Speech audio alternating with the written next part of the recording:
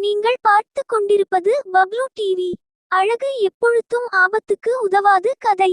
ஊரான் மான் காட்டில் அலைந்து திரிந்து கொண்டிருந்தபோது அதற்கு தாகம் ஏற்பட்டது.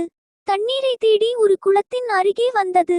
அந்த ஆண்மான் தண்ணீரை வயிறு முட்ட பருகியது. அப்போது தன்னுடைய உருவத்தை தண்ணீரில் கண்டமான் தலைக்கு மேல் கிளைகள் போல் விரிந்து இருந்தன கொம்புகளின் பிம்பத்தை நீரில் பார்த்தது. அவை எவ்வளவு அழகாக இருக்கின்றன! உலகிலேயே மிக அழகான மிருகமாக நான் இருப்பதற்கு இந்த கொம்புகளே காரணம் என்று தனக்குள் சொல்லிக் கொண்டது.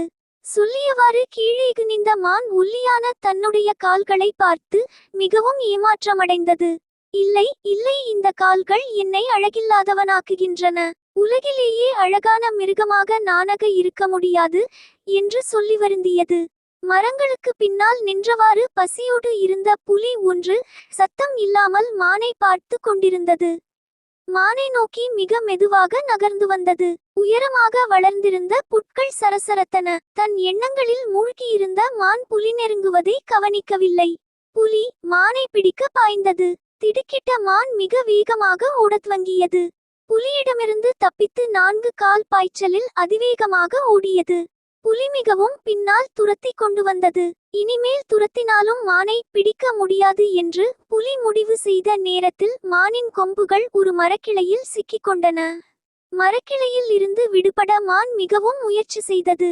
ஆனால் மானால் கொம்புகளை விடுவிக்க முடியவில்லை. என் கால்கள் அழகாக இல்லை என்று நான் அவமானமடைந்தேன். நான் தப்பித்துக் கொள்ள அவைதான் எனக்கு உதவி புரிந்தன. என் கொம்புகளை நினைத்து நான் பெருமிதம் அடைந்தேன். ஆனால் என்னுடைய இறப்புக்கு அவையே காரணமாக உள்ளன என்று மான் வருத்தத்துடன் தனக்குள் சொல்லிக் கொண்டது. இதற்குள் மானை நெருங்கிய புலி அதன் மீது பாய்ந்து அதை கொன்று தின்றது. நீதி: கானல் நீர் கண்களுக்கு தெரியும், ஆனால் பருக முடியாது. அது போல வெறும் அழகு எதற்கும் பயன் இல்லை. நன்றி.